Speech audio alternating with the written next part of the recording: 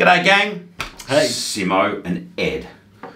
Back for another episode of the Fastline Track Growth Show, where you and I talk all things business and karting. Cool. I think we're up to our episode number 24, nearly at a quarter century. Wow. Really quite some of my data. So last week we talked about the 5 reasons customers leave your business and don't return. Yeah. If you missed that, you can watch last week's video. Yeah. But this week we're going to talk about 5 ways, 5 strategies, 5 tactics to make sure that the customers don't leave in the first place. Yeah, far better to retain them and do the right thing up front before they leave, because otherwise that leaves you with a little bit of a job to bring them back around. Yeah. So we're going to talk about some of the strategies and ways to retain customers. So we've already spent a lot of money getting that customer in. Let's make sure that they stay and they come back again. Absolutely. So, what's the first way, Ed? So, first way, offer training. Now, I've just read that, it says offer training, but I think if it's my own business, you're going to have training. Yeah, and I can tell you, every go-kart track out there is saying, yeah, but Ed, we already offer training. Okay. What do they do?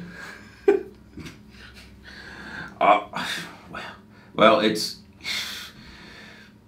I don't know. It's fairly basic training. It's not like I doubt very few of them will be talking about, you know, the words you use. Yeah. When you speak to customers.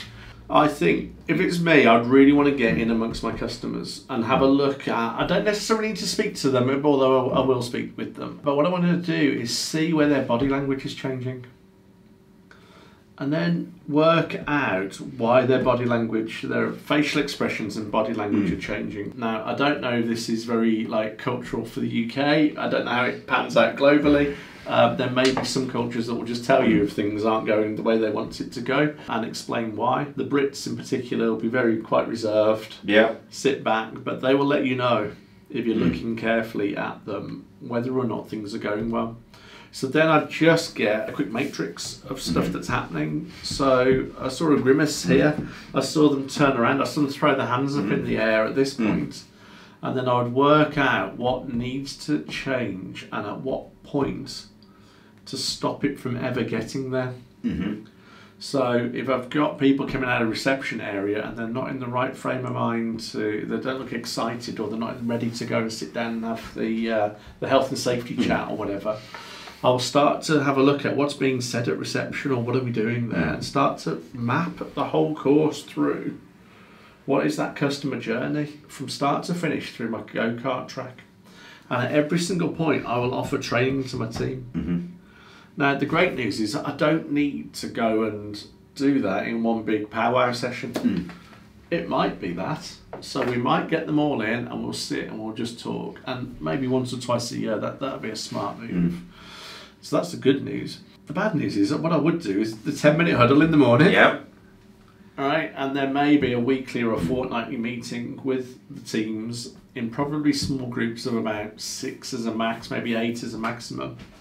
Sit them down and go over specifics and explain to them how it's done round here. Maybe refer back to mission or vision, culture or values, and start to really demonstrate what that means so that culturally they pick up on how things are done round here. So what does it mean when we act with integrity? How does that come out in our language? If we're an open company is one of our values, how do we demonstrate that through the way we speak with our clients? What about when there is a problem? Are we telling them? Are we being upfront and honest with them straight from the off?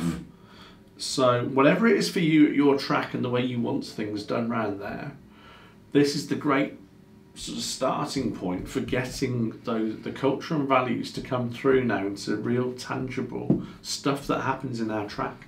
And if you can relate it back to your vision, mission, culture, every 10 minutes every morning, which sounds like a lot, but it's perfectly doable. No. All of a sudden, things start to move a lot quickly through your business, getting stuff heading where you need them to. You're big on this body language. I am. And the positive words. But and I've kind of picked up a lot more. All these interviews we've been doing. Yeah. And you're picking up all these things, and now I've started to sort of observe them and I'm not aware. Have I said stuff about people who've been interviewing and going, "There's a problem here"? Yeah. Yeah. We quite often have a chat after the interview, and you go, "Did you see this? He did this when we talked about that, or she did this when we talked about that." There's a problem there, Simon. Within reason, you can say what you want in an interview with me, because I'm watching what you're doing, not so much the detail. I will go and have a listen, and I make notes in my interviews as well, but I sit down and get the key points. But I'm looking at how you're handling stuff, and if you're starting to get closed off, or you change, or there's a change. Because I don't think scratching your right ear means whatever it means in some of these books. No, but I think whatever your steady state is, if you then suddenly change to a different state, something's happened, and most people can tell if it's happened that's a negative change or a positive change. So getting to the body language just on a basic level there is all you need, and everybody can tell pretty much looking at somebody. Is that just neutral, or are they starting to get more excited and more involved in the experience we've just given them? And I know which one I want in my track. So if I start to notice that all their body language is changing, or they're dropping off the end of a cliff after they've had the race, and stuff's been handed out, and they've had a podium where they're there and spraying a bit of fizz, and then it's all suddenly gone very, very flat, I'll probably want to still keep them on a high for as long as I can till they're out the door. So I'm a big one on body language. Number 2. This is a good one. I like this one. It's fostering a sense of community. And it's one of Maslow's laws, isn't it? People want to feel belong. I do that. It's that developing that tribe, that community. Seth Goodwin talked about this in his book, doesn't he? The Tribe. Let's talk about it. Yeah. It sounds like a Seth Godin book, but I don't know which one it'll be in. It's called The Tribe. Oh, is it? There you go. I haven't read it. Or something like that. It does sound like the sort of stuff he might talk about. No, it's a good book to read. He's a good author, isn't he? And, we try and do that here with our customers. We've got our Mechanics Academy. Mechanics Academy is a great example. Yeah. We got our 100th member today. Cool. Amazing. That is. Yeah, it's really cool, and God knows how many countries. Well, crikey, they're from everywhere, aren't they? And what I love is you wake up and I'm sort of looking through like WhatsApp, and I'm looking down and thinking, crikey, there's always stuff going on in that group. So the mechanics have got, whether you know this or not, Kart track owners, the mechanics are actually having a whale of a time in the mechanics group, and they're sharing lots of information. They're doing stuff. They've saved other tracks bits of money. So they've got that, but I think it's still fledgling days for that. I think that's really going to evolve into something quite interesting, because they all get on and they've all got a common area to just share some stuff with before they start to get into, it's all just, everyone's there to help each other. It's huge. And the pity is for go-kart track owners, okay, we've got the Spectacular. That was really good. I know we talk about body language, but when I first took to stage, they were a little bit like, what the hell's going on? And that would be understandable. Looking around the room, looking at who's there, and then you could see just during that sort of day and a half, 2 days that we spent together, that they all started to just relax and talk in the bar and over the meal on the Friday night. The barriers just sort of melted away over that day, over that first day. And, when then they suddenly realised that, hey, these guys have all got the same issues. They're facing the same issues that I've got. And they're all really willing and helpful to each other. Sort of saying, oh, look, we tried this, we did that. These are my... You've got them at dinner, and they're all flicking through their phones, showing each other their tracks. It was amazing. Yeah, they just realised, didn't they, after a while, that this is just great, and finally there's somebody who understands. And, you know, I mean, I love my wife dearly. Obviously, that's why we got married. But, you know, does she really understand what's going on in my business? No. She doesn't really get it. She doesn't understand why, you know, why I want to come and spend a couple of days in Surrey when I could be with her. And that's good, because it's okay. She doesn't have to understand on that level. But it's why I've got people I hang out with that understand that, so that we can share ideas and look at stuff and chat about the problems of paying for parking at hotels or whatever else is just winding us up that day. Yeah. But people do want to belong, and you can do this with the people that are turning up at your go-kart track, and do not think that because they don't know each other yet that they can't get involved somewhere. And it's up to you how you drive that forward. I'd be certainly pushing this through social media. So I'd find out if they're on Facebook, Insta. Twitter's a bit of a Wild West for me, but if you like Twitter, great. Find out where they're hanging out, put stuff out there, get them involved on whatever platform they're happy on to begin with. And then for the people that are starting to stay and come and get more involved and then come down once a month instead of once every 3 years or however long it is that they tend to come back, start to get them more involved in the stuff that's happening. Start to mention that they're down here, talk about the personal bests this year, talk about who's got the fastest lap, who's got the slowest lap. I mean, some of these tracks have things like membership programs, things like that. I think a lot of them use it as a means to sort of drive revenue, and not as a means to develop a community. Yeah. Where they could be. They've got these members, but they're not forcing them, or they're not encouraging them to interact. Yeah, that's like crikey. So the first thing I'd want to do there is work out what my cost base is for my track. And the second thing I want to do is work out how many members I need to go and meet my costs, so that every time I get out of bed on the first of the month, my costs have been met. Because then that frees you up to think differently. And then the third bit, closely aligned with both of those, is how do I get that membership to interact with each other so they become stronger? Yeah. And then there's a pain of separation if they decide to leave. They go, well, I'll miss out on the fact that we've got all this banter in these groups, or the help's there, or I can find the fastest line, or they can even be the one that people turn to. They go, wow, they really understand how the track works. Yes. And that doesn't have to be you or your marshals. That can be one of your customers. Oh, absolutely. Yeah. I mean, you know, we don't get involved too much in the Mechanics Academy. No. You know, we'll welcome aboard new members, and occasionally we'll drop a bit of insight, but mostly the discussions are started by the mechanics and fueled by mechanics. I mean, there's a few key players in there who are on just about every discussion. Yeah. They know their stuff, don't they? Yeah, bloody amazing. Like a cracky, I can't even follow some of those conversations. They're that technical, but all the mechanics love it. But that's what you want, isn't it? You want somebody who really understands their stuff, who's imparting a bit of knowledge. And if you're a track owner with a mechanic who's key to your team, but they're getting some value in being able to be that person that helps other mechanics around the world, they'll probably want to be very much involved in that group. They're less likely to leave your track by being involved in that group if they're that person that's got that position, because otherwise where do they go and get that sort of, it's quite nice, isn't it, to be the person everybody goes to. Yeah. How else do they get that fix if they leave your track? Really smart. Very, very smart. Number three, demonstrate value. Smart, because it helps you stay clear of price issues. Yeah.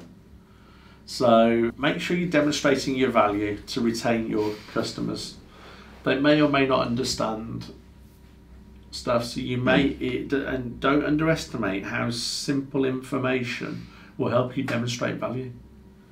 So it would have been fantastic if at my age I didn't have to go and ask the kid half my age how to put a bloody helmet on at his track, right? No, it's not a biggie.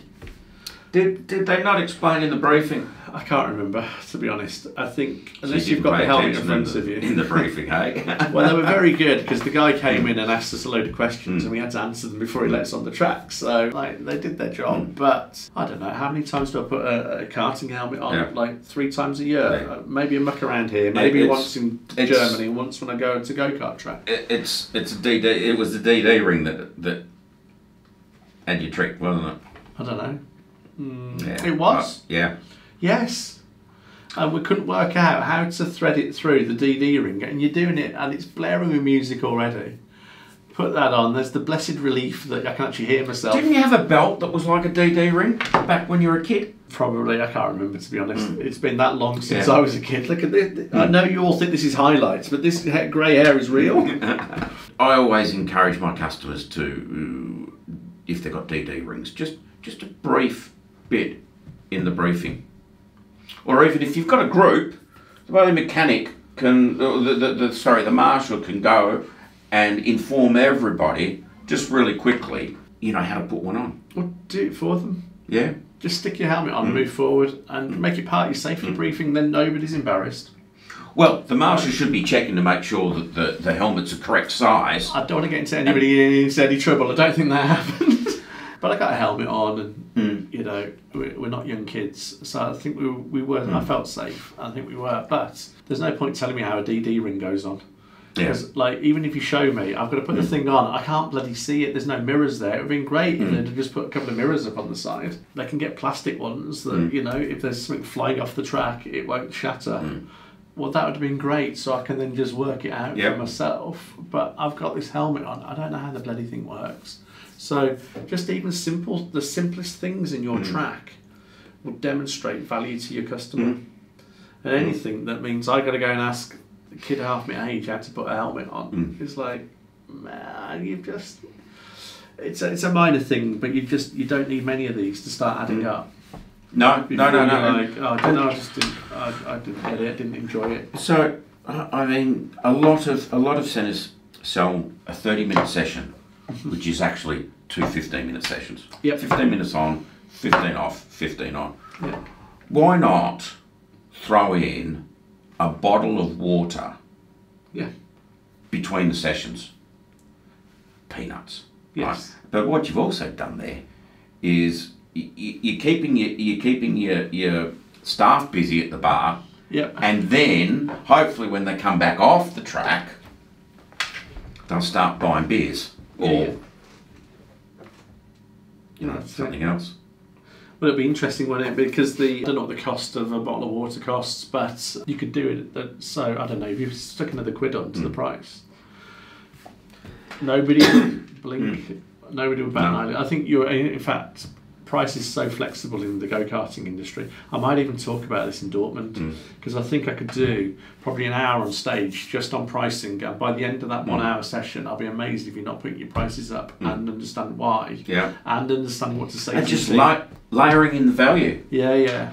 That's one of the areas. It doesn't always have to be, about adding expense to that too. I mean, what about if as part of the experience, if you've got a group going there, as part of the experience, you have one of the marshals walk the track with you and point out pointers. Yeah. Okay, you're going to lose a little bit of track time, but that is free, and you've just made them feel really special. I mean, what do Formula One guys do? They walk the track. They do, don't they? Yeah. I mean, when I was skiing, we used to, downhill run. You would get an inspection day. Yeah. Slalom was a bugger. You had to hike up the hill, so you would walk up the course from bottom to top. That's how you remembered it in slalom. Super G and GS you'd also take it, but it makes it's all part of that experience. Well, and you can charge for it. Like I don't know what you'll know better than I if you've got 12 karts on a track for argument's sake for a 10-minute race, let's assume it takes 10 minutes to walk the lap once. You will know what your gross profit margin, or you might not, but I hope you've got some handle on what your gross profit margin is. And I think that would be quite a low figure, he says, not knowing for absolute certainty. But I'm guessing, I'd hazard a guess, we're probably in the region of about £100 or dollars for 10 or 15 minutes for a race. So it's usually a minute, a pound a minute is what? Profit per revenue. cart. Revenue. Yeah. Right? Pound per minute. Per cart. Yeah. So if you've got 10 carts out on the track, then it's £10 a minute. Yeah. So I'd work out my GP off that. So I'm guessing around about 30%. And then I'd charge slightly more than that for the walkthrough on the track. And I think if there's a dozen people going, and I can factor that in, I think I'd make more money from them walking the track for something they would want to do than the actual karting, which is bonkers, but it's like, that's how it works. And then give them a grid start, as opposed to just go out the track and then it's a kind of a rolling start. Yeah, so they can make the most of their newfound knowledge. Yes. You know, we know a track that has implemented that grid thing and has seen a significant uptake in that. Yeah. And I think he's getting an extra £3 a head. Yeah, and I think it's 1 day a week. I might be wrong. He might let us know. But I think he's also setting out. I'm guessing he's just got it set up like clockwork. But that'd be really good. But you could actually be making more money off something that demonstrates clear value than the actual race itself. And I think it would cost the customer a lot less. They wouldn't notice it. Be interesting to see if anybody chips in on that one. Next one, number 4. Let's keep an eye on the market. Yeah. So we talked a bit about this in the last video slightly. If the new pub opens up, then on the new restaurants, everybody wants to go and move over there. That discretionary spend income, they're using that to go and check out the new restaurant. So be aware of this in your local area. And it's not just other go-kart tracks. Yeah. You know, it can be restaurants, it can be the bowling centre, the cinema, anywhere where you would spend your discretionary income. Yeah, anything that's going on, a road being rerouted, the train and bus services are down, anything that might impact on what's happening in your marketplace, be aware of it. And then make it easier for customers then to get around whatever issue or opportunity has just presented itself. So be aware of what's going on out there, get on top of it, be better than your customers, than your competitors. That will help immensely.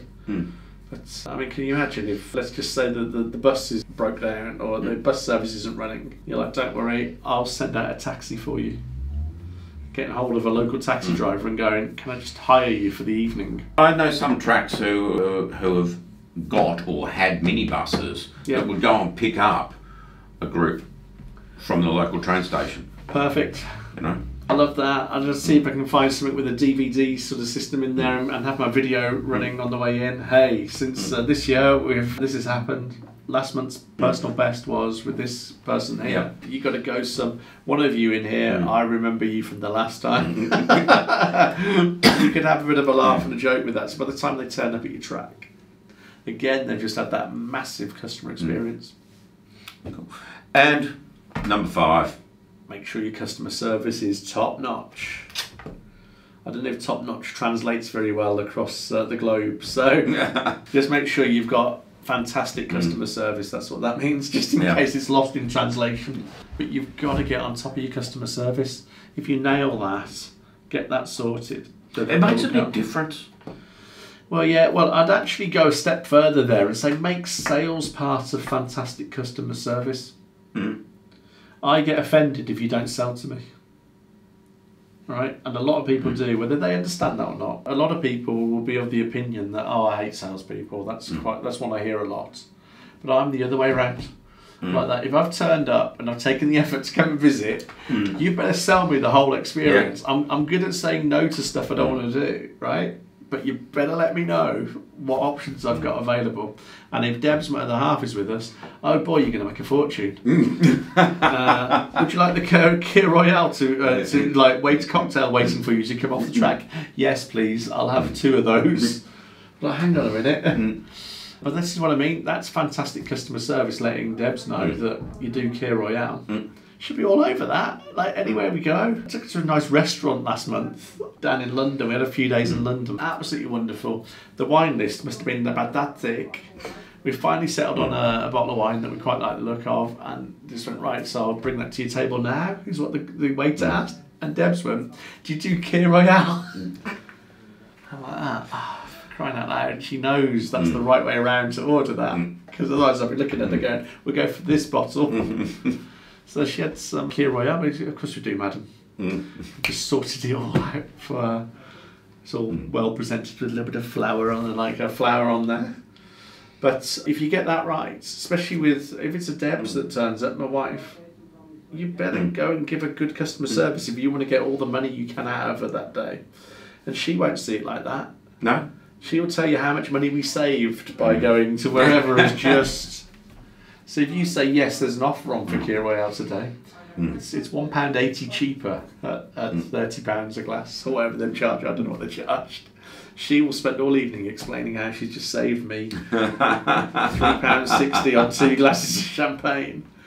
Right? And if you get that right and get the customer service sorted and the atmosphere was looked after, it's a very nice restaurant, then she comes out and all she talks about is that wonderful restaurant we ate in London.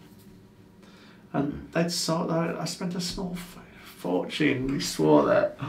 I spent a small fortune that night, but she's had a wonderful experience and is just telling everybody about it. So if you get your customer service right, not only do you retain customers, it's extremely good for your revenues and your profits as well. And harp on about Disney again, but Disney's a good, place to look at what they do for their guest experience. Yeah. And there's several books on that, aren't there?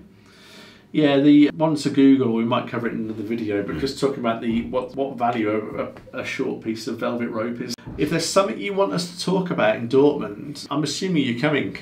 The karting spectacular is happening on the 15th and 16th of January, is it? 13th and 14th. There you go. Ignore what I said. Right, Listen to him. and 15th and 16th is the IKA kart show. Oh, fantastic. So why don't you come over to Dortmund, come and meet a crazy Aussie and a crazier Englishman. We will talk about a couple of topics that we will pre-plan, and if there's anything you want us to speak about there, you just let us know. We will put on a presentation around that. And if we don't cover it on the day, we'll certainly cover it over a beer in the bar. That's on him.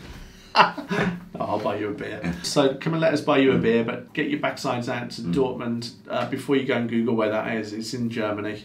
So we're up in the northern part of Germany, I think it is. Up in the northwest. We will see you there and talk about that. But that's good customer service, letting you choose what we talk about on stage. That's it. This stuff will and I'm going to be revealing my 9-word email. Are you? That has reignited hundreds of cold leads. Wow. I know that email and it will work for go-kart track owners. Oh, absolutely. Yeah. It's very powerful. Anyway, on that note, we've talked a bit too long today. Yeah. Longer than our normal, but hey, hope you got some value. Subscribe if you can, because that will just help you get video notifications. Do it now even more than ever, because we're probably going to put some stuff out about what's happening in Germany over the next few weeks as well, so you'll get to hear about some of that first. Yeah. If you can't wait, let us know that you're coming. There's an advantage to letting us know early. There's a little hint there. Yes, just say, mark me for VIP. Is that the phrase? Mark me for VIP in the comments under this video. Yeah. And I'll sort that out. That's excellent customer service. And you'll be the first to know. Or there's definite benefits to get involved early. Yeah. That's all I'm going to hint at. I hope you take the chance to do that. Mention it in the comments below. Mark me as VIP. We'll get somebody to pick that up, and we will be in touch personally. Yeah. We'll take it all from there. All right. It's goodbye from me. And cheerio from me. Till next week. Till next week. Catch you soon.